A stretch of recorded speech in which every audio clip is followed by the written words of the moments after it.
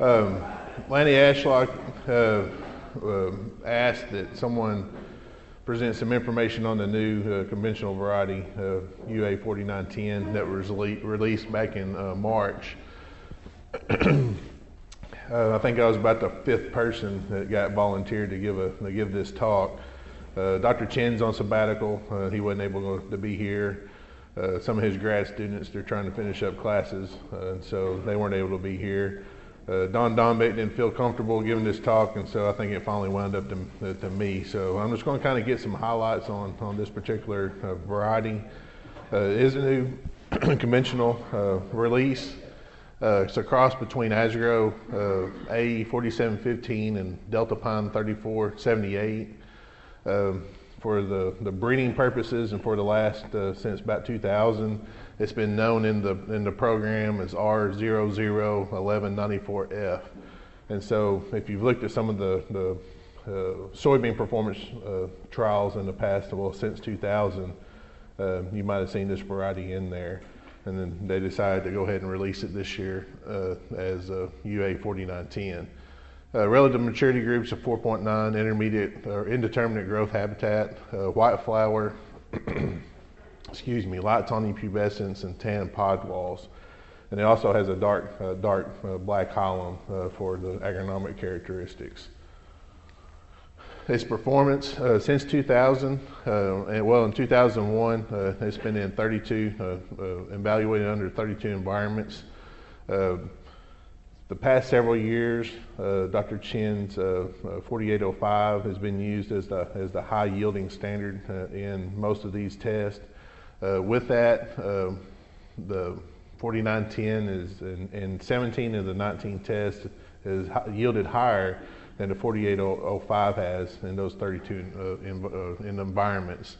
The average yield for those since 2001 to 2009 was 65.7 bushels an acre. And again, it's consistently been better than the 4805. It's been in the Arkansas Performance Trial since 05, and the average yield across all locations and during that time has been 78.2 bushels. And that's under irrigated, non-irrigated, double crop conditions. Resistant to stem canker, which is a very, a good characteristic. We don't recommend any varieties to be planted in Arkansas that's not resistant to stem canker currently. Moderately resistant to SDS, but it is susceptible to root knot nematode and soybean cyst nematode. Comparing it, if you look at the history, it has performed quite a bit better than some of the other varieties in the variety testing. However, in 2010, it didn't seem like it performed as well. You can see it, 4910 in this line, the yields for the particular locations: Kaiser irrigated, Kaiser non-irrigated, Kaiser double crop irrigated, Mariana, Stuttgart, and Roar irrigated. And you can see the yields for that, and then the average yields across all locations being 55. And this is kind of indicative of why we recommend looking at several years worth of data on trying to select a variety. Look at different locations, different soil types, different environmental conditions to kind of see where those more stable, higher yielding varieties are.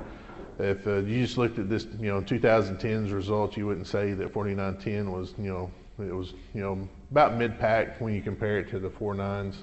But when you kind of look at over the history of the breeding process and the evaluations, it's outperformed and done quite a bit better than we did in 2010.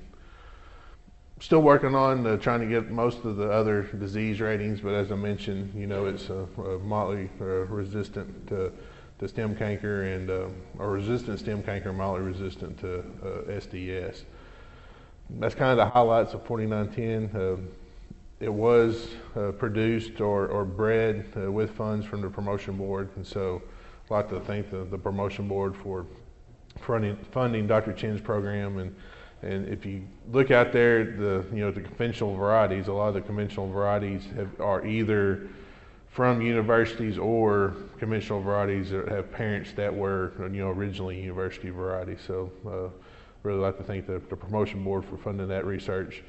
Conventional varieties are a little bit more the hot topic the last few years because of the resistance problems we're starting to see in some of the weeds, and a lot of the guys are, thinking, why do I need to pay that Roundup Ready technology when I'm still having to go back and use conventional herbicides to control these particular pests.